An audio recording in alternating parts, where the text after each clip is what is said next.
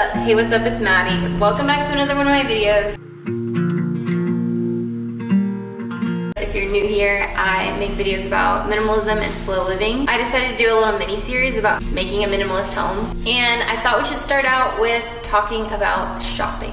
And I'm going to show you a couple things that I picked up at a thrift store down the street, and also a furniture piece that I just got secondhand. So here we go, let's get started. We're so obsessed, even in the minimalist space, with aesthetic and having our homes reflect us.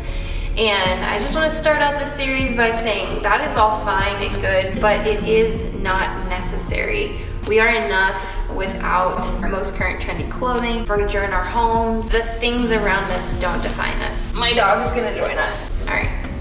We buy things that we think are reflections of us. We buy certain brands because we think we like their story, and so by wearing that brand, allow the brand to tell our story for us. And when you get to finally start experiencing that freedom from things, you realize how wonderful it is to live with less. Definitely feel inspired to take your time with recluttering, or I should say to prevent recluttering. Tip number one is to make a leisurely list. When you have your needs met, there doesn't need to be this desperate panic to run to Target. Make sure there's an area rug ASAP. There were a few things that were hard to live without for the first few days, like a table. When we didn't have one, it was okay. We sat on the ground on a picnic blanket and had our meals that way, and it was okay. I think we just need to remind ourselves that these things, they feel urgent, and while some of them are important, most of them aren't. Sorry, my tripod's moving because my dog's laying down. You're allowed to buy things. I think it's just when we buy in excess of things that add burden to our life and distract us from the things that really matter to us. Just our home itself gives us a certain level of anxiety. That's a problem. In my bullet journaling video, I talked about how I have a list of wants and needs. And I don't really add to it as much anymore, but in the beginning, when I was first learning about minimalism, I would put things on there constantly that I felt an urge to buy. And what I noticed was writing them down really helped me with that urge to impulsively buy. Just having them somewhere made me feel like, okay, it's dealt with, instead of actually buying it to feel like it's dealt with. Now my dog's itching herself, so my tripod's moving again. The other thing that I feel like making a list and then just waiting on it helps with is making sure you actually have everything you need on your list so that you don't have to make multiple trips to the store. Sorry. Okay, she's gonna lay down now. I don't know about you, but I don't like to make multiple trips to the store. So making a leisurely list allows you to actually get everything onto your list that you need and then edit it. Tip number two is only buy what you need right now. Minimalism is about living in the present. It's about staying grounded in reality. It's not about living in the past. It's definitely not about living in the future. And so therefore, if there's something that I see at a secondhand store or a vintage store that I'm like, oh, that'll be perfect on the kids someday, or that'll be perfect for this project that I'm planning that I'll probably get around to in a month, usually we'll just write that back on my list of wants and needs and let it sit there and know that it's in the store safe and sound for me to come get it a different time. Tip number three is to take photos. You don't have to own everything that you think is beautiful. I really don't mind an inventory of stuff, impulse purchases on my phone, photos of the things that I wanted to purchase on my phone. It has really been a tool that's helped me not buy things that I think are beautiful or that I think are my style or that I just appreciate and think are cool. So sometimes just taking a picture of the thing is actually helpful because I can go back, reference it, and be like, oh yeah, perfect. I've already done the hard part of shopping. I'm just gonna put that on my list, go back to that store, buy that thing when the time comes that I need it, and not have to store it.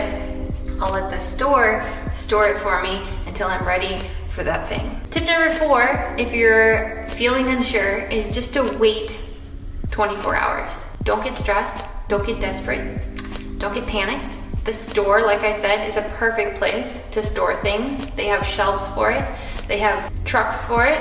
They have inventory, that is their thing. Our homes are not meant for that. We are not meant for that. Waiting gives you time to actually consider if your life is better without it, even though it was really great and really cool. It is so nice to have less stuff and to live with just what I need. It's so simple. It makes me, at this point in minimalism, always question, is this thing really worth sacrificing a little piece of that freedom for? And sometimes yes, buying things is not bad. It's so wonderful that we have stores so close by that we can go buy the things that we need. We have the opportunity to live a simple life, but also have the modern convenience of 2022 when we need it. So I think being able to have boundaries with yourself and to remind yourself of just how nice it is to have less is very freeing, but also keep in mind that this lifestyle, living with less, it's not about being perfectionistic or OCD about buying things. It's just about giving yourself more freedom from things. And finally, tip number 5 is to want less. Over time, I've noticed, I was just talking to my husband about this last night, all my needs are met. I have everything I need, a fridge full of food, a warm, cozy home, a car to drive, a bed to sleep in. I'm healthy, my kids are healthy. That's really all my basic needs are met, right? It doesn't have to be so serious and just high stakes to go and like decorate your home and have it be perfect. I think you'll understand now why I haven't actually bought that much stuff yet, because it's probably gonna be slow of me decorating this space.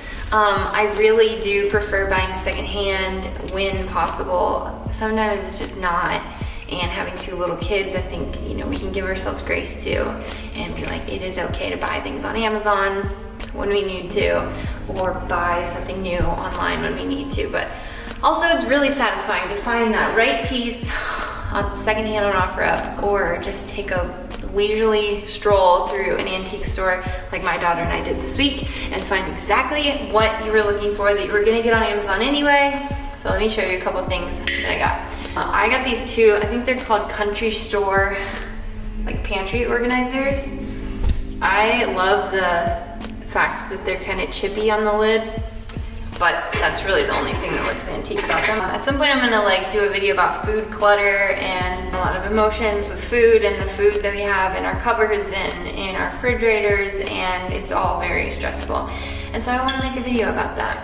And when I make that video, I'm also gonna probably organize my pantry. So I'm getting ready for that. I like to buy things in bulk for the pantry that we just eat all the time. Things like beans and rice and oats and, or lentils a bean, flour, because I make sourdough bread a lot. So I got these to kind of organize some of those dry goods with, and very essential, an ice cream scoop. This is a bad boy, look at that thing.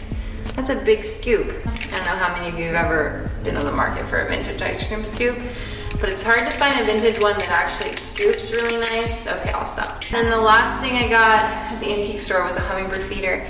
We got it for our back patio. And now let me show you our new dining room table.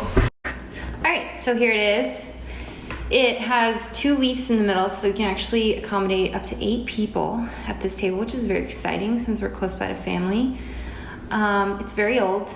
I believe it could be Amish made, and I have plans to restore it, but right now it's just a table and chairs that I think are really pretty.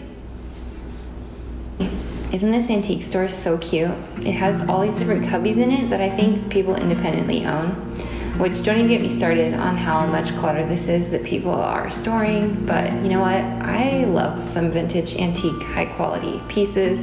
And I was looking at little kids' rocking chairs for our back patio, and then just bowls, kitchen stuff, that kind of thing is what I was looking for. But man, you could really get yourself some clutter up in these antique stores.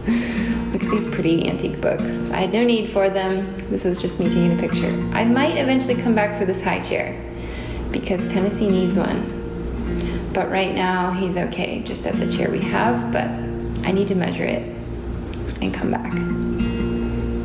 I also love this little chair. And these salt shakers, aren't those so cute?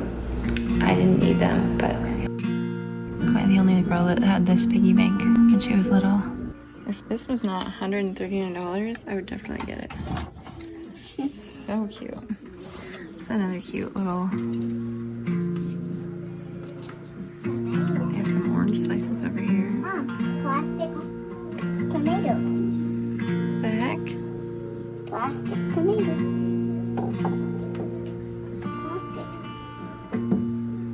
Before I go, I just thought of one other thing that I want to talk about real quick, and that is the fact that everything we buy is trial and error. There is always that freedom that if something doesn't work out, you can just be like, cool, I learned that I don't need that anymore, and I can move on. I can let it go. I don't need to keep it in my home, even if you did everything on this list. Also, no pressure to do anything on this list. This is just tips that I hope help you if you're looking for ways to be a little bit more of a conscious consumer, and maybe if you're like me and have a history of kind of struggling with impulsively shopping, that these can help you.